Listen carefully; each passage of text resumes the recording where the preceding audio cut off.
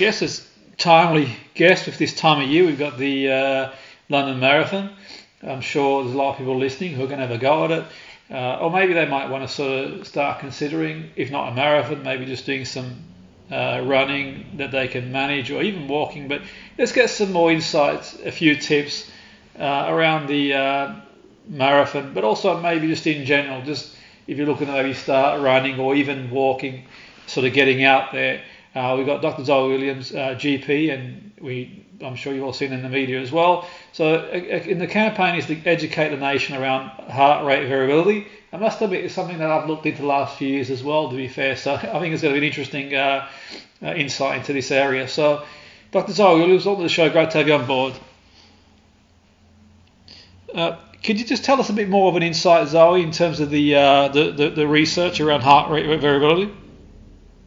Yeah, so it was some research done by Garmin, and it was kind of looking at the public's understanding around heart health, and it found that 1 in 7 people can't recognise what a healthy heart rate or blood pressure is, and just under half, 47%, understand heart rate variability. So the majority of people don't understand heart rate variability, which I don't find that surprising, because I think heart rate variability status is something that's relatively new, and obviously for most of us requires a smartwatch in order to start analysing it.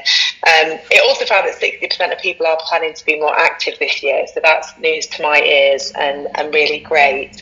But this variable, this heart rate variability, it's useful. It's a useful thing to monitor because it can indicate how we're managing in terms of resilience and managing our stress, and kind of an indicator as to how much time we're spending in that stress response, that fight or flight response, versus how much time we're in a more relaxed state, which is what we want to be in as much as possible when we're not exercising. Absolutely. And I'm not sure if my smartwatch has the heart rate variability. I used to have a device years ago that used to attach to your ear, funnily enough, that I used to work on. And what I would do, is if I felt myself getting a bit sort of stressed or overworked, I'd just do some breathing exercises or go for a walk. But in terms of just for the listeners, what's the difference between heart rate and heart rate variability? I know you sort of touched on it there, but maybe a bit more of an insight. Yeah. So resting heart rate and heart rate variability, how does it sort of differ?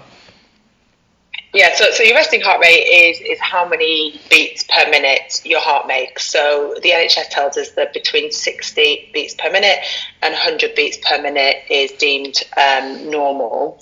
Heart rate variability is looking at the variation in time between each heartbeat. So if you did have a heart rate of 60 beats per minute, your heart wouldn't necessarily be beating once on the second every second. There'd be times when heartbeats are a bit closer together and other times when they're a little bit more spread out. And this heart rate variability it can be an indicator of when we're stressed. So when we're in our stress response, our fight or flight, so we've just fallen into a freezing cold lake, or we've come across a tiger, say, for example, then we'll go into that stress response, fight or flight. Our heart rate will go up, but the heart rate variability, the difference between beats, will be very low. It will be in a very regular pattern, and that's because it's being driven by this stress response. Whereas when we're in a more relaxed state, our heart rate tends to be lower, but the variability between beats is higher, and that's because our heart rate at that time is responding to all the various things going on. So it could respond to you standing up, maybe you eat something, somebody makes you laugh, somebody gives you a hug, and because you're in this relaxed state, there's much more variation between beats because of all these things that are happening. So a sign of being in our sort of calm state is a high heart rate variability. So we want to see that the majority of the time when we're at rest, we want to have this high heart rate variability. Obviously, when we're exercising, that's when we kind of want our stress response to kick in. It's actually helpful and our heart rate will go up. So therefore, we can start to sort of see how well we are responding to the stress of daily life. And if we're seeing that our heart rate variability is low, aka we're stressed, a lot of the time, the first step is identifying that and then doing something about it. And I love that you mentioned breathing exercises, because the Garmin watches actually do have an app on there that you can scroll down to where it will actually support you to do a breathing exercise right there and then. And that is the quickest way to bring yourself out of your stress response, is to do some simple breathing exercises. That's really interesting, and I mean, like we see watches now, they got more and more features. The watch I have, it gives you like the oxygen levels as well. You get the heart rate level. I don't think I've got the variability. I might have it hidden somewhere, but I haven't used it yet. But I've got the sort of heart rate, resting heart rate. So I find that really useful, particularly like just not over the top really, but getting an idea. If I am feeling run down, obviously sort of like the heart rate generally is a bit higher than normal, so I might take it easy. So it helps me to plan my day anyway, but everyone's to their own. But what do you think are some of the health features, Dr. Zoe? What are some of the health features that you think are the most useful ones? There are so many. I think the ones that I personally find helpful are some of the sleep monitoring features.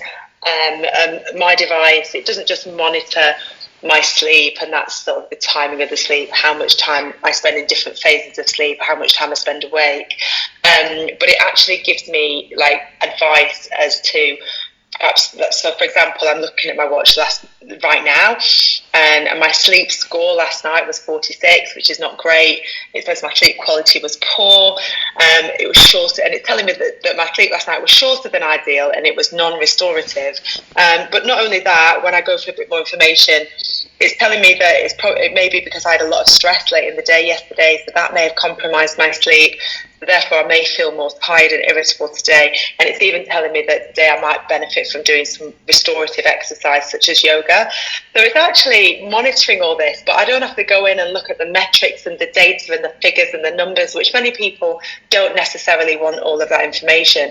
They just want to know what happened, why did it happen, and what can we do about it. And I think modern day smartwatches can really be it's like a little friend on your wrist that is analysing all this data that we don't have time to do, and giving us some sensible suggestions as to how we can combat the more stressful or more negative aspects of our lifestyle. Yeah, absolutely. I think it's great to give suggestions. I mean, for me, I have the sleep monitor as well, and it was just trying to figure it out myself in terms of like, when I wouldn't sleep as well, it might have been down to just working, or being online late or eating late as well. So I tried to sort of like, figure out activity schedule, and there was a big correlation between, in my experience, it might be different for other people, but if I sort of got on the laptop late at night and I did any sort of heavy thinking task or eating, then the deep sleep just wouldn't be great at all. So, but it's one of them, isn't it, I suppose. But to have that sort of there for you, I think that's quite helpful too. And I mean, the other thing as well I was thinking too, in terms of like, monitoring sort of heart health, in terms of like, I know obviously it's not a substitute for sort of going in and seeing a GP or medically qualified person, but I suppose we could sort of like maybe get an idea ourselves. I mean, like, have you got any thoughts why it's important for like even anybody really just to monitor their own heart health? Yeah, I mean, I think if you're keeping an eye on your resting heart rate, for example, and let's give a scenario of somebody who is training for a marathon and they're seeing over the months that their resting heart rate is gradually getting lower, that's really great, because that's a sign that your heart is pumping more effectively, so it doesn't need to beat as frequently. And that can be really motivating, because you're actually seeing evidence there that your running, your exercise, whatever it is that you're doing, is having an impact on the health of your heart. But also, if you spot anything that seems untoward, so say for example you do have a resting heart rate that is above 100, or sometimes goes above 100 when you're at rest, that might just trigger you to think, oh, that seems a bit unusual. I'll go to my GP and get that checked out. But yeah, monitoring it over time can just give you an indication as to if anything is untoward, as well as keeping you motivated to try and improve those metrics all the time. Yeah, now you mentioned some of the signs there of potentially an unhealthy heart. I mean, I'm guessing it's not just down to sort of heart rate. There's many other sort of variables too. But in view of the monitors in general, what are some of the signs? I mean, you mentioned now obviously if the heart rate goes higher, than the sort of the range there, the 60 to 90 range. But is there anything else that might be an indicator? I don't want to sort of worry people listening, because obviously it's like, it's one of them. But is there anything that you, like in your experience, that you think might be useful to know some signs of maybe an unhealthy heart? Yeah, I mean, the one I mentioned, there's a condition called atrial fibrillation, which is when the heart goes into an abnormal, irregular rhythm, and that is often accompanied by a high heart rate above 100. Often has no symptoms, but it's an important thing to diagnose, and it is often undiagnosed. An important thing to diagnose because it can increase the risk of strokes. So, if anybody's wearing a device and they're seeing, heart rate of 120 when they're just sat having their breakfast, definitely worth checking out. You can have a go at checking your own pulse to see if it feels regular, but tends to be more common as people get older. But I think when it comes to our heart and the health of our heart, common things like high blood pressure and type 2 diabetes, which is really bad for our heart, there often are no symptoms, there are no clues, and that's why it's really important that we do just get things checked out like blood pressure regularly. If you're over the age of 40, get your free NHS health check done and get it done every 5 years. And if you do have any symptoms that could be caused by your heart, things like pain in the chest, the jaw, the neck, the back, the arms, when you're moving, exercising, feeling more short of breath or dizzy or being very fatigued, or just feeling like, do you know what, I used to be able to climb this hill and now I really struggle. It's just worth getting it checked out because it could be that there's a problem with your heart. Yeah, no, absolutely. And I suppose that might be a good idea for people who've been maybe, inactive, or people who've been active, but say, for example, Dr. Zoe, someone's sort of considering taking up sort of running or maybe running a marathon, it might be an idea for them to maybe get checked out first if they've been like sedentary for a while. Well, I think this can be sometimes a bit of a confusing message because we often hear that, don't we? That we'll often hear these really great inspirational TV programs, documentaries, and they'll tell us all the benefits of why we should exercise, and then at the end they go and say, "Oh, but before taking up any new exercise, see your GP." I would say that actually, unless you are somebody who's actually having symptoms, so if you've got pain in your legs when you move or your chest or anything, obviously get it checked out.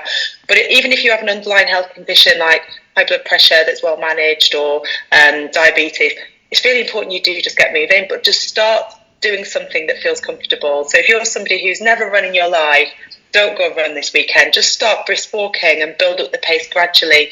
Use an app like Couch to 5K. A smartwatch, again, it's monitoring your heart rate. So there are coaches on the smartwatches.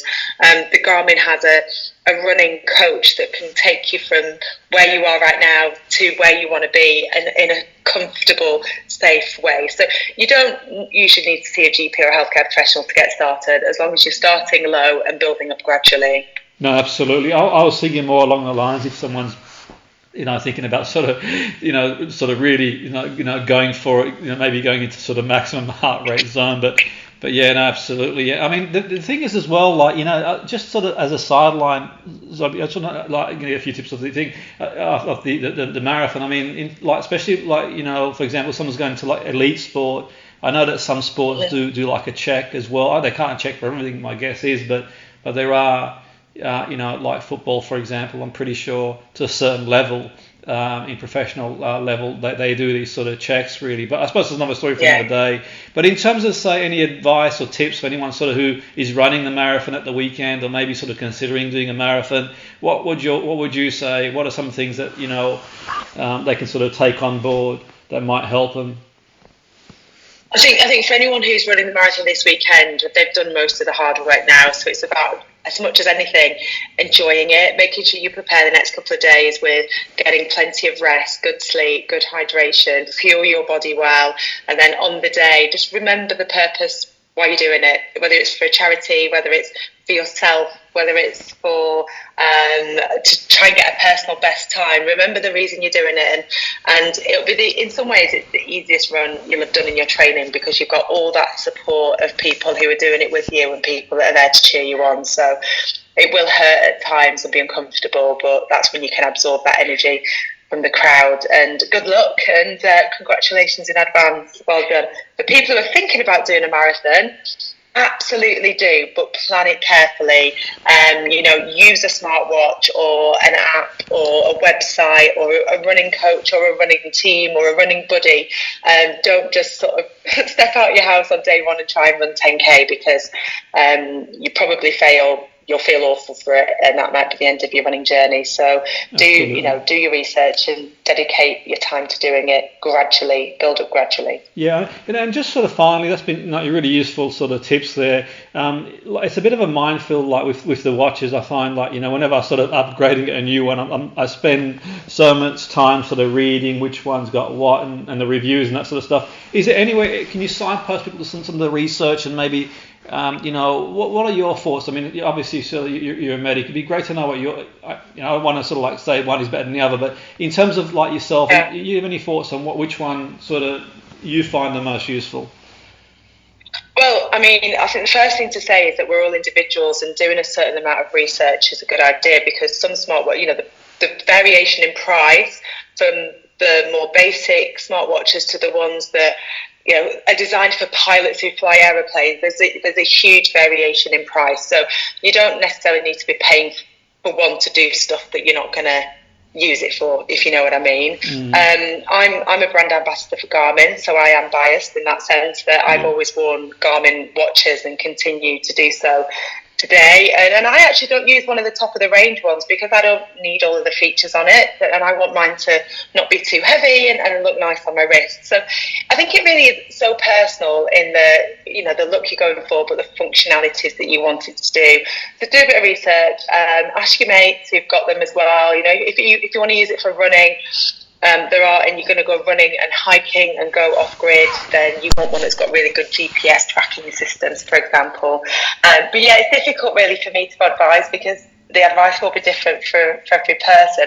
But even if you're not somebody who's using it for sport, you're looking at more the lifestyle health features.